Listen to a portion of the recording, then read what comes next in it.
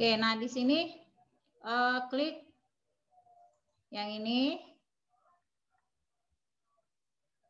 Kemudian karena kita menggunakan VBNet 2012, jadi kita buka arsip. Kemudian pilih yang 35 ya. Terserah 35 berapa, 35. Tapi kalau nggak salah 35120 ke bawah ini 32 bit. Ya. Jadi pilih yang 351 ke atas. Nah, misalkan ini 35120.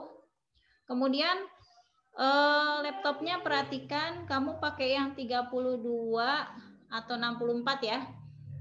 Kalau yang speknya 32 bit atau misalkan pakai yang netbook yang ukuran 12 in laptopnya, itu kamu pakai yang ini, download yang ini ya. Download yang 32 bit. Tapi kalau yang laptop 64 bit kamu pilih yang ini. Kemudian nanti install. Pas install agak kayak nggak ada apa-apa gitu ya pas install tuh, tapi tungguin aja, nanti juga dia selesai sendiri, nggak terlalu lama sih sebenarnya ya, cuma mungkin biasanya kalau nginstal itu kan suka ada kayak progress bar gitu. Kalau di sini kayak hang gitu, kayak kok nggak ada apa-apanya gitu, tungguin aja ya. Nah nanti kalau sudah kamu ke control panel. Kamu pergi ke control panel.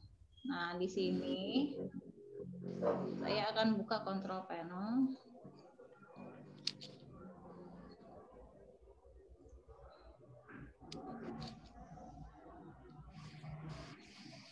Control panelnya itu ini seperti ini. Ya. Ini tulisannya seperti ini karena saya view-nya ya large icon. Ini kan biasanya gini tuh tampilannya. Ini kamu boleh klik large icon. Kemudian di sini administrative tool atau ketik di sini ODBC. Kalau misalkan nggak nemu, ketik aja ODBC. Nah, kalau yang 32 bit pilih ini, kalau yang laptopnya 64 bit pilih ini. Ya. Kemudian kita bikin di sini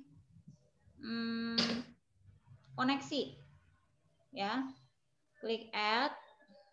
Nah di sini kalau sudah diinstal nanti ada tulisan ada ini nih seperti ini, MySQL ODBC 351 driver. Di sini saya kemarin sempat menginstal MySQL ODBC 53 ya, tapi yang 2012 itu kalau nggak salah kemarin saya coba ini nggak mau ya yang 53, jadi bisanya 35. Tapi kalau yang 2010 itu mau. Ya, jadi pilih yang 351. Ini ada kalau sudah install ODBC yang tadi kita download ya. Nah, kita pilih ini. Kemudian kita pilih finish ya. Nih. Nah, di sini kita bikin data source name-nya bebas ya, sama kayak bikin variabel. Misalkan koneksi ODBC gitu ya. Kemudian di sini karena kita pakai MySQL, phpMyAdmin, ketik di sini localhost. Kemudian di sini usernya root. Ini ada di step-stepnya ya. Jadi nanti kalau misalkan lupa itu kamu tinggal ngeliat aja. Nah, kalau kamu udah klik, semua yang ada di semua yang ada di phpMyAdmin itu akan kedetek ke sini. Misalkan saya ambil coba, ya, terus kita tes. Nah, ini kalau berhasil akan tampil message box seperti ini. Klik OK, klik OK. Nanti di sini muncul nih. Tadi mana yang saya bikin koneksi ODBC, ya. Nah, ini berarti kita sudah bikin koneksi. Kalau misalkan kita udah pernah bikin banyak, ya udah yang lain kita hapus aja. Ya. Atau misalkan di sini kita mau ubah speknya, kita ganti dengan konfigurasi gitu ya. Mau ganti misalkan database-nya, kita klik konfigur aja. Kemudian klik OK. Oh iya, nah kalau misalkan ditanya Bu, kan ini tadi waktu kita konfigurasi di sini database-nya kebaca ya. Berarti kalau database-nya belum bikin, berarti database-nya harus bikin dulu dong. Iya. Nah, di sini saya pakai database yang ada aja. Soalnya kan apa namanya, tadi saya udah bilang bahwa bikin tabel di atau bikin database di PHP MyAdmin-nya itu saya anggap semuanya udah bisa ya. Oke, klik OK.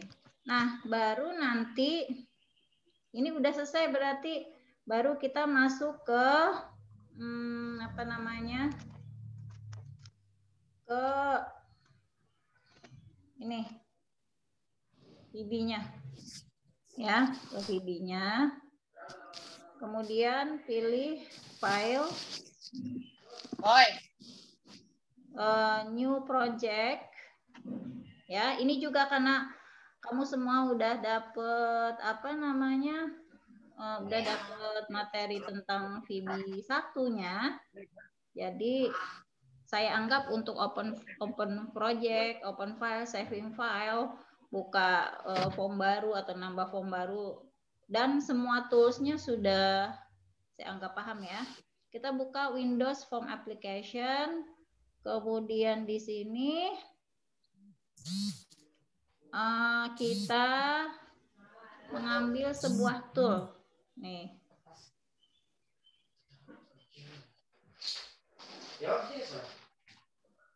Pasti ya. Banyak berlebihkan ya.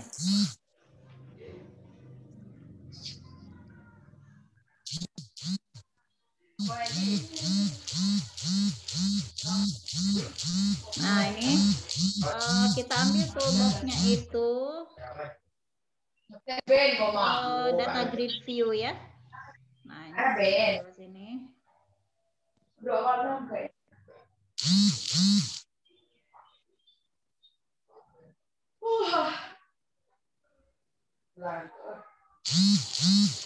Data grid view itu yang ini, saya pin dulu.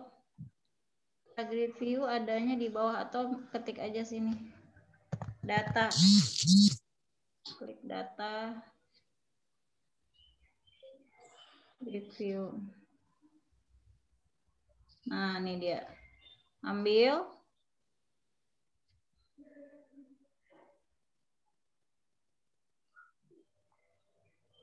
Nah, di sini saya di database-nya itu cuma ini ya, cuma bikin satu apa namanya, satu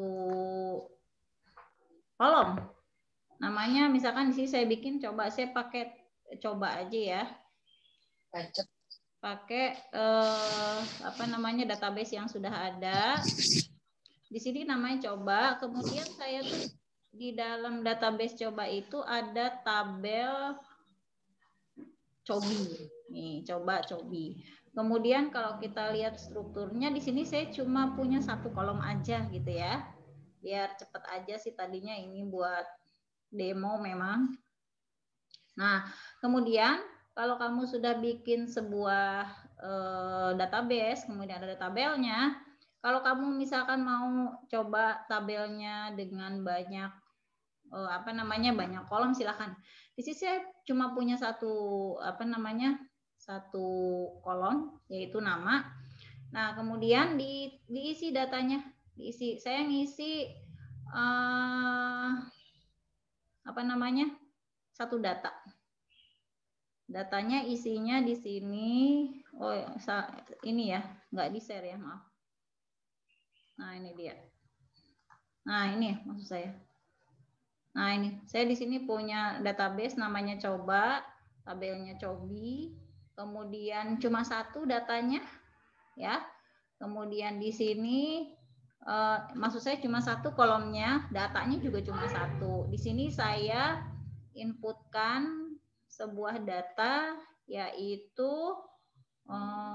apa nih datanya? Datanya, oh ini dia nih.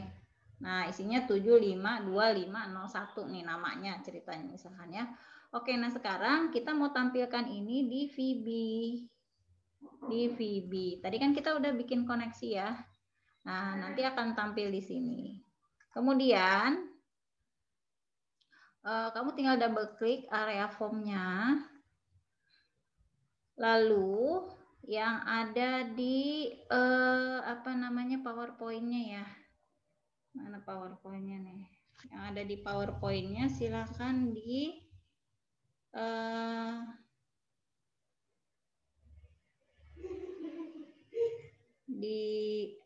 copy ya. Nah, yang ini, yang di bawah ini ya. Cuma di sini kan agak beda ya, karena ini nanti buat latihan. Ini boleh kamu copy. Cuma perhatikan ya, dia kadang-kadang yang di apa namanya, yang di Office itu suka nggak kompatibel beberapa literasi apa delimiter atau tanda baca kayak gini nih. Misalkan kalau kamu perhatiin ini tanda kutipnya itu miring, ini lurus. Nah, ini coding punya, yang ini adalah Office punya. Jadi kalau kamu kopas nanti biasanya jadinya error gitu ya. Error-error kayak gini tuh biasanya terjadi karena kesalahan yang kan ya, kesalahan yang kecil. Nah, ini kita copy, kemudian kita bawa ke sini,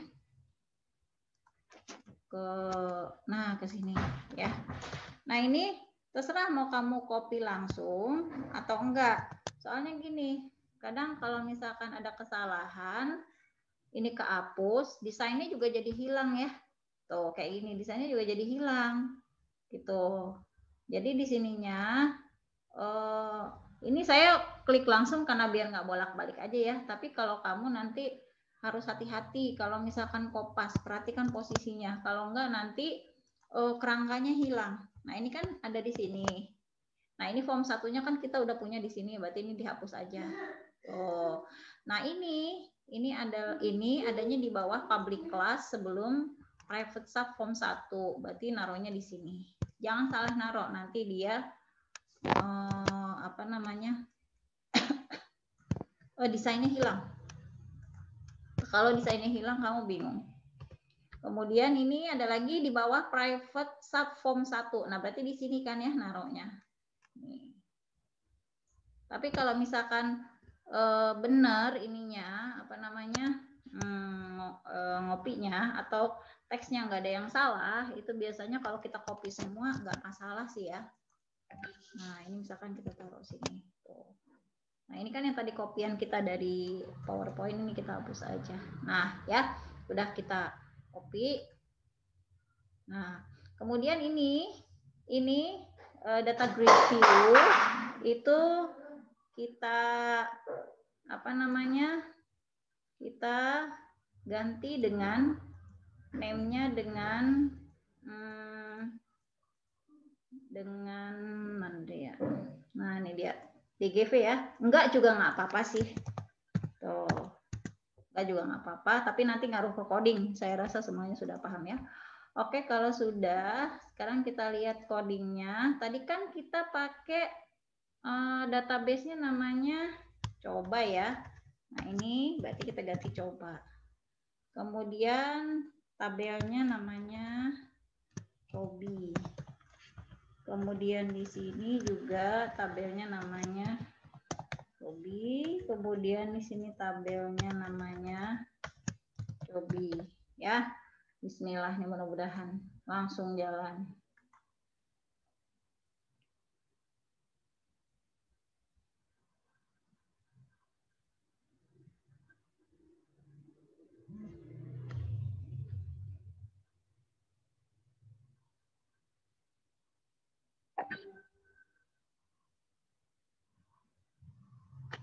Nah, ini agak lama ya tampilnya.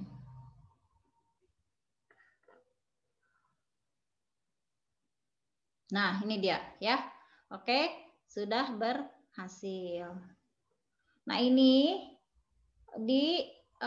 apa namanya, dicoba ya. Dicoba